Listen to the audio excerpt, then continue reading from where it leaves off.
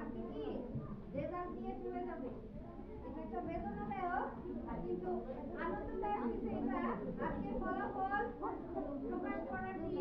আমাদের বাচ্চারা প্রথম সাময়িক দ্বিতীয় সাময়িক যা করেছিল বার্ষিকী এসে আলহামদুলিল্লাহ অনেক ভালো করেছে। সেজন্য তোমাদের সবাইকে অনেক অনেক থ্যাংক ইউ।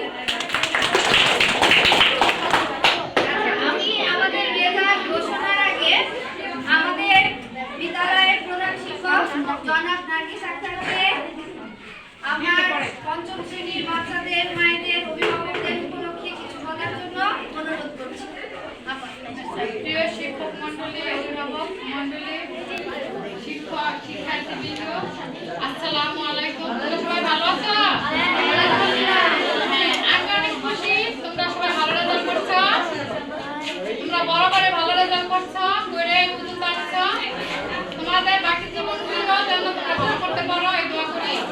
আর মায়েদের সাথে অনেক ভালোবাসা ছিল, অনেক আদর ছিল। মারা খুবই আন্তরিক। ক্লাস 5 এর মায়েদেরকে আমি অনেক ভালোবাসি।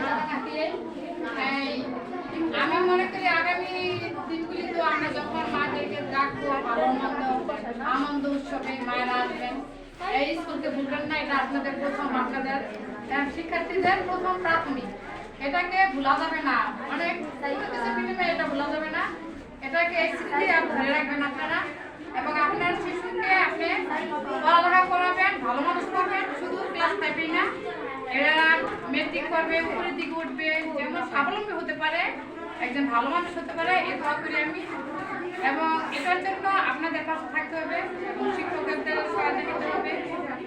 বাংলাদেশের বর্তমান যে প্রেক্ষাপটে এটাকে বুঝে চলতে হবে এবং সবকিছু মিলে আপনাদের শুভকামনা করছি। অনেক ভালোবাসা পেয়েছি, অনেক মায়া মমতা নিয়ে কথা বলতেছি। সবাই ভালো থাকবেন।